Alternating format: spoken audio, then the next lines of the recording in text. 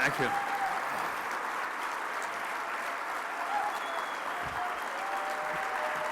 Thank you. Thank you, Joe.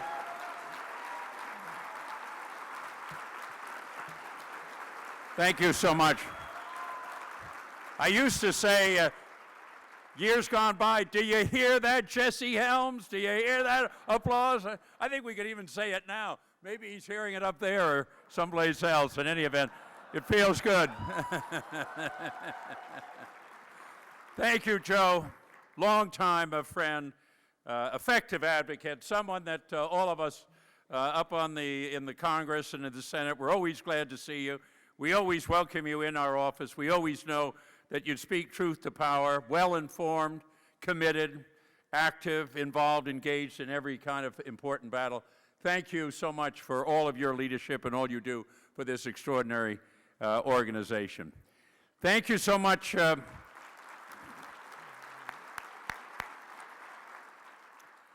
Long-time friend Dave Smith was one of my really marvelous, effective legislative assistants for so many years. He's gone to a higher calling in helping provide leadership here with all of you, and I'm enormously glad to see him personally again, to thank him for all he does for this organization and for the causes that we believe in.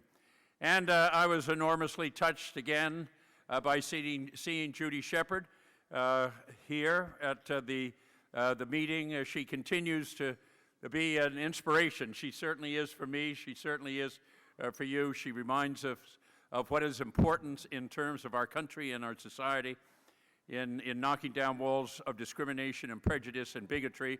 And she reminds us of extraordinary courage and dedication. Here is someone that has suffered the most extraordinary suffering, losing a child, and still she has never wavered. She has always been there in each and every time for the call when to try to advance the cause of justice and fairness in our country and our society. I'm always so impressed and delighted to see her, and thank you, Judy, so much for all that you do to help us.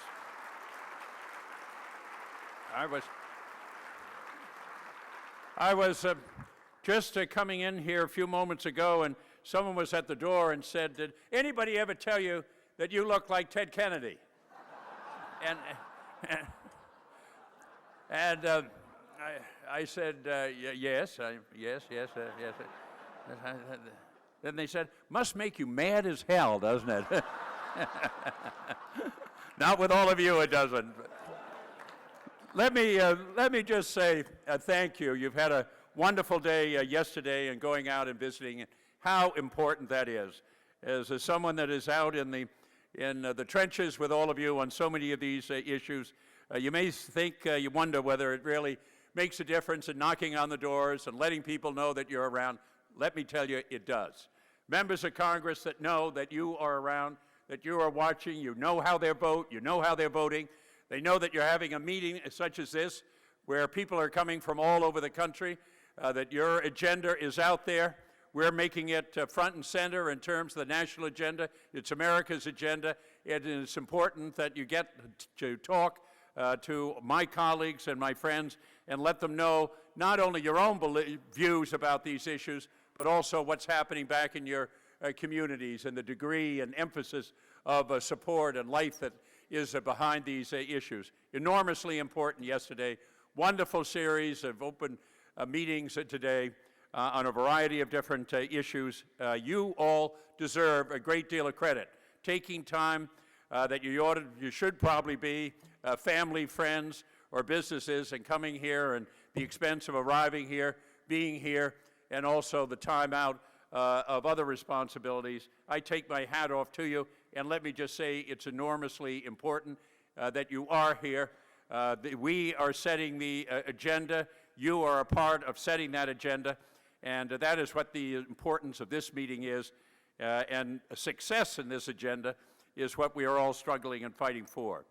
Let me say I've been proud. I was proud as I was listening to Joe, and he was mentioning some of these items. I am so proud to represent the state of Massachusetts. It had a constitution that was written by John Adams in 1780, 8 years before the federal Constitution.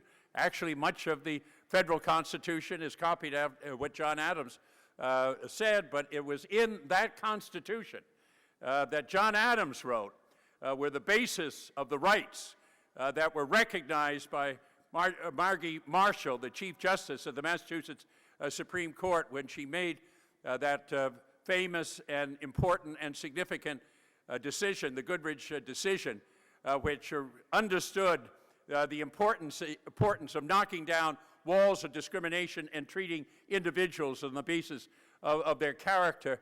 And what an extraordinary decision that was.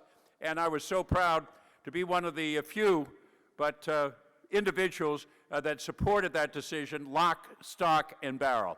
It is an amazing judgment, amazing decision, and it is one that is increasingly appreciated. And it has all been part of this extraordinary march that so many of you have been a part of, that this country really got awakened to in the 60s, 70s, really in the mid-80s. My former colleague, Paul Tsongas, was the first one to file legislation about discrimination against gay and lesbians, but we know that the real battle that has taken place have been really in those post-1960 period, where out of the Second World War we had leaders, and Dr. King leading the country in terms of knocking down the walls of discrimination on the basis of race. And the long and difficult time that we had to begin to knock down the walls of discrimination on race. The 1964 Act, which was on public accommodations, and then 1965 Act, which is the Voting Rights Act, 1968 Act and the Housing Act. And then we eliminated the poll tax provision. This was the beginning of the march. And then after that, we started to face Title IX for women and knocking down walls of discrimination on women. And included in that was the 68 immigration that knocked down walls and discrimination on national origin, that we were going to eliminate that, and religious discrimination. And it awakened the country to the fact that if America was going to really be America, that the real unfinished business of this nation, it's freeing itself from the forms of discrimination and bigotry that had grown up in this nation, and how far we have come. And this is a great tribute to all of you who have been the foot soldiers as we have seen this march, that really for so much that has been important to the LGBT community has really began to reach its form in the mid-1980s when we introduced the AIDS legislation, the Ryan White legislation in 1984, passed in 1987, with all the battles that we had with Jesse Helms, those floor battles out on the floor of the United States Senate saying, we're going to have exclusions for people that work in the salad bar. We're going to have them tested to make sure that they don't have HIV/AIDS. The whole series of debate that took place, and all of those amendments that were filled with bigotry and prejudice and fear that took place there, and they were gradually eliminated, gradually knocked down. And then finally, when we passed the Ryan White bill, it became together, where we did have Republicans joined and Democrats. Was the first real movement that we had, and seen the difference that Ryan White bill has made, when we have over $2.4 billion that is going in, both in terms of research and treatment, in terms of individuals. And just a short while ago, we had the extension of that Ryan White bill. We were able to get some additional kind of funding. That is enormous progress, my friend. Unbelievable progress. If you had said that to me in 1984 or 1990, I'd say it never could be done. It's a great tribute to each and every one of you. And we have seen the battles that we have made as well in terms of the hate crimes. 3 different occasions we've passed that in the United States Senate. The last time, this last year, 60 votes we were able to get, which was going to be required. 62 votes the year before, 64 votes the year before that. But when we had a Republican leadership in the House of Representatives, it was a non-starter. And then we were able to get it passed this year. And one of my greatest disappointments of this whole legislative year was the fact that the House of Representatives passed the hate crimes bill. The Senate passed the hate crimes bill. You'd think 2 institutions would be able to get together and we'd have a common bill, but no. The threat and the power and the influence of the executive said that we're going to veto that, we're going to veto the defense authorization bill, and it was eyeball to eyeball, and unfortunately the Congress blinked. It's not going to blink next time because we're going to have a Democrat that's going to sign that bill. You know that, and I know it, and that's going to be true.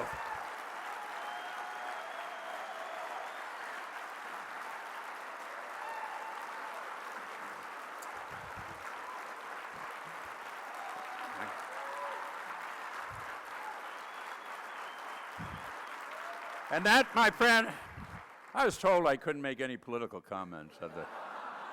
That wasn't a political comment. That was a truthful comment.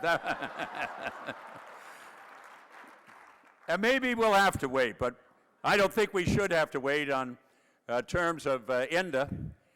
You know, this is one of the most frustrating circumstances that I have as a prime sponsor of the ENDA legislation. We know that 84 or 5% of the American people are with us, north, south, east, and west. The American people believe that people ought to be able to have a job based upon their ability, based on their character, based on their willingness to do a job. And that ought to be the only criteria. That's effectively what the ENDA does. That is effectively what ENDA does. That's an American value, my friends. That is an American value. That is as legitimate as what Dr. King talked about as the content of our character. This is the same kind of issue. It's the same question. And it is, we are going to be successful.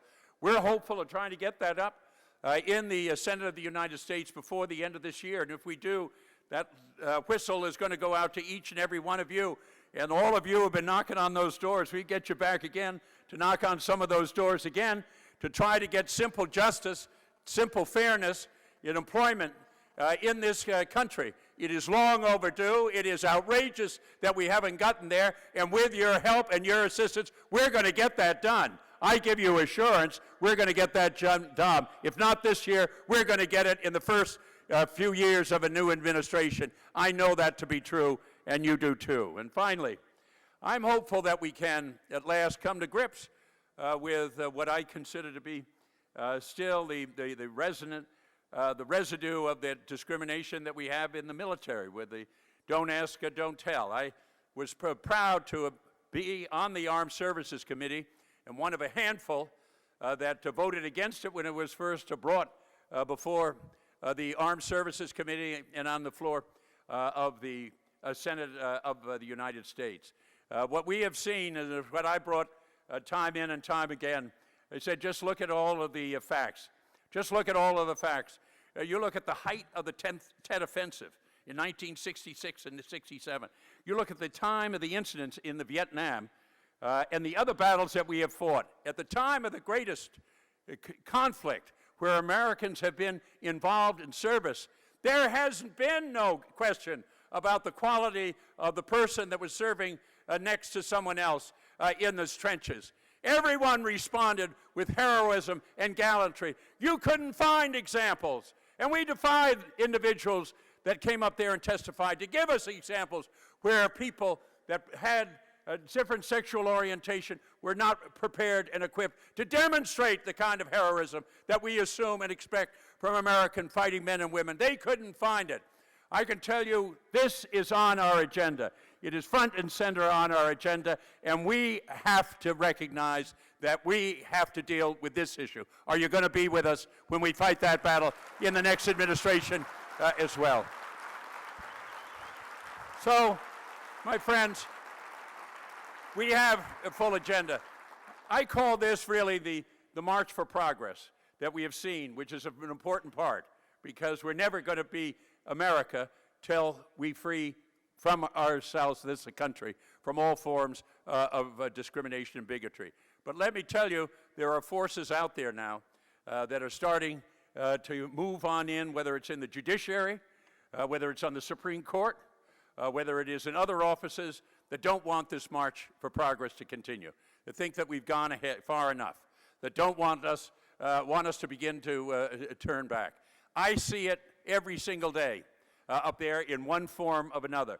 Don't fool yourself. It's out there. This great movement that we have seen that has been so hopeful about what this country is really about and the meaningful of being in America is under threat.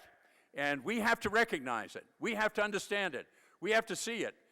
We see too often the continued appeals to fear and prejudice and bigotry taking place in the national debate and in local communities and in states across this country. And right underneath it is the kind of prejudice and discrimination that so many in the LGBT community have felt in the past. So we have to be alert. We have to be involved. We have to be engaged. We have to be present and ready to make the fight on all of these battles. But I can give you the assurance that as long as I have a voice and as long as I have a vote in the United States Senate, it's going to be for the agenda of the LGBT community. And I hope you'll be there and stand there with me. Thank you very, very much. Pleasure to be with you.